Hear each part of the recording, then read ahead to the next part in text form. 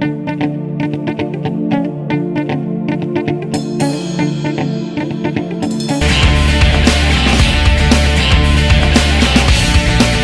अल्लाह के नाम से जो नहायत मेहरबान रहम करने वाला। अस्सलाम वालेकुम नाज़रीन, आप देख रहे हैं मेरा यूट्यूब चैनल और मेरा नाम है मोहम्मद हारून।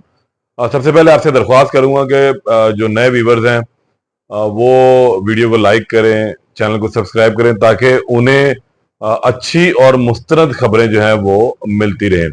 अच्छा, आज बात करेंगे, थोड़ा सा शायद मैं लेट हो चुका हुआ क्योंकि कुछ मसरूफियात जो है वो मेरी रही, जिसके बायस इस केस के ऊपर जो है वो मैं काम नहीं कर सका। लेकिन आज इस केस के हवाले से जो है मुकम्मल तौर पर तफसीलात जो है वो मैंने इकट्ठी की और बड़ी होशरुबा तफसीलात थी, इंकिशाफात थे और अजीब अजीब मंतक जो हैं इस केस पे पेश की। मैं बात कर रहा हूँ कार एक्सीडेंट की।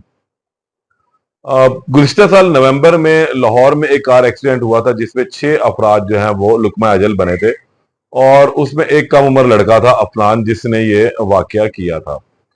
लेकिन गुज़िश्ता रोज जो है वो कराची के अंदर कारसाज के इलाके में एक इंतहाई अफसोसनाक वाकया पेश आया, जिसमें एक कार सवार खातून ने तकरीबन 6 अफराद को जो है वो कुचल दिया।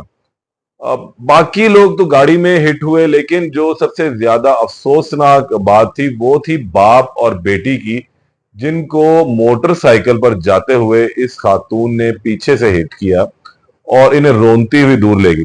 अच्छा, ये वाकया जो मैं आपको बताता चलूं, ये जो पेश आया है ये कारसाज की सर्विस रोड के ऊपर आया। कारसाज जो है मेन रोड है और यहाँ पर हैवी ट्रैफिक चलती है, मेन स्पीडी चलती है। लेकिन ये वाकया जो है ये सर्विस रोड के ऊपर पेश है और सीसीटीवी फुटेजेस सामने आ चुकी हुई है इस तमाम वाकये की, किस तरह वाकया रूनुमा हुआ, ये खातून किस तरीके से, किस स्पीड से जो है वो आई और किस स्पीड से इसने मोटरसाइकिल सवार बाप बेटी को जो है वो हिट किया और उन्हें रोनती हुई ले गई। बुजुर्ग इंसान थे और वो थोड़ा सा जवान खून था, लेकिन दोनों में उतनी हिम्मत अभी नहीं थी जितनी शायद एक मर्द में होती है, एक जवान मर्द में। वो एक लड़की थी, अपने जख्मों की ताब ना ला सकी और अपने खाल के हकीकी से जा मिली, और दूसरी जानिब उसका बाप था, बूढ़ी हड्डियां थी।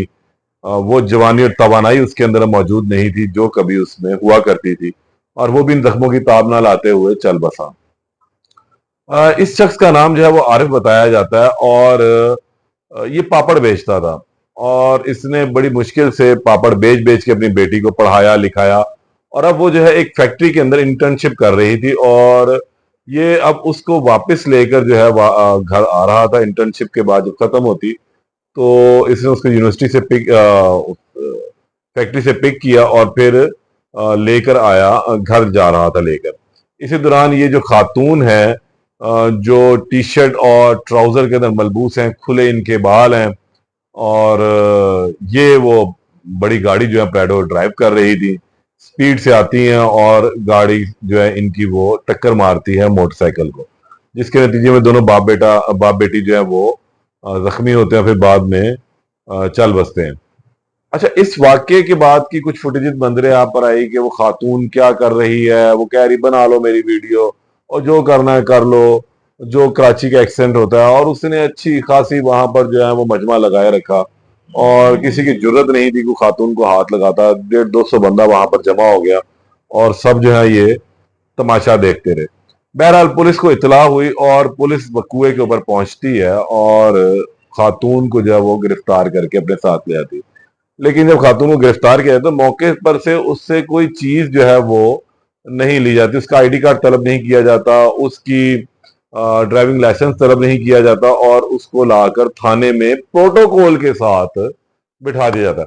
बताया जाता है कि ये एक मारूफ सनतकार जो है उनकी बेटी है और ये गाड़ी ड्राइव कर रही थी। अब जब बात आ गई मारूफ सनतकार की तो फिर जाहिर सी बात है, प्रेडो के अंदर एक लड़की है और जवान है, खूबसूरत है, स्टाइलिश है और टी शर्ट और ट्राउजर उसने पहना हुआ है, तो पुलिस वाले तो वैसे ही देख के समझ जाते हैं, इनकी नजर बहुत तेज होती है कि ले अभी उस्ताद लम्मा माल आया। और फिर वही हुआ कि लम्मा माल उनको जो दिखाई दिया था वो आना शुरू हुआ। और फिर जब खातून को थाने में ले जाया गया, जो प्रोटोकॉल दिया गया, वो तस्वीर भी आई कि खातून किस अंदाज से, स्टाइल से वहां बैठी हुई है और उसके चेहरे पर कहीं पे कोई अफसुर्दगी नहीं है, कहीं पे वो परेशान नहीं है, उसको अफसोस ही नहीं है कि वो क्या कर कर आई है। बिल्कुल रत्ती भर उसके चेहरे से उससे बल्कि रौनियत और फिरौनियत जो है उसके चेहरे से टपक रही कि हाँ भी चलो अच्छा यार, हो गया जो होना था, देखी जाएगी, अब कर लेंगे पापा ठीक। मेरे पापा तो हैं ही इतने बड़े, मैं पापा की परी हूं और मैं तो सब कुछ कर सकती हूँ। और फिर पापा की परी के जो पापा थे वो एक्टिव हुए और फिर उन्होंने अपना काम दिखाना शुरू किया। सबसे पहले आज जब थाने से पहुंचने से पहले जब फोन शून हो चुके हुए थे, वो लड़की को ला के बिठाया गया प्रोटोकॉल में। फिर उसके बाद थोड़ी सी चीजें एक्टिव हुई। मुकदमा खैर अब कटना था, इतना मॉब था, सीसीटीवी फुटेजेस थी, लोगों ने मोबाइल फुटेजेस बनाई थी, तो ऐसा तो मुमकिन नहीं था कि पुलिस वो मुकदमा ना काटती है। पुलिस लाहौर की हो, मियाँ वाली की हो, चकवाल की हो, सिंध की हो, डहरकी की हो या कराची की हो, है तो पुलिस ही, क्योंकि वो पुलिस है। और फिर पुलिस ने तो फिर अपना काम दिखाना होता है। मैंने बताया ना कि इनकी नजर बड़ी तेज होती है।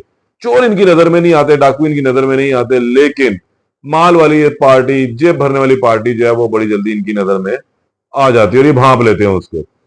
खैर, पुलिस ने फिर अपना काम ये दिखाया है, क्योंकि अब दूसरी जानिब इनके वकला भी एक्टिव हो गए और इसको बचाने की जो तैयारी किस तरह की गई कि फौरी तौर पर लड़की को जो है वो मेडिकल करवाने के लिए अस्पताल ले जाया गया।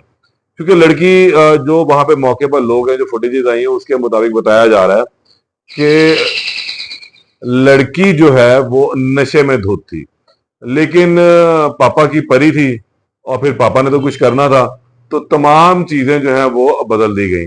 फौरी तौर पर लड़की को मेडिकल के लिए ले जाया गया और वहां पर उसका चेकअप करवाया गया और अभी तक उसके मेडिकल की जो ब्लड के सैंपल थे वो नहीं आ सके। वो यार 5 मिनट के अंदर सैंपल आ जाता है।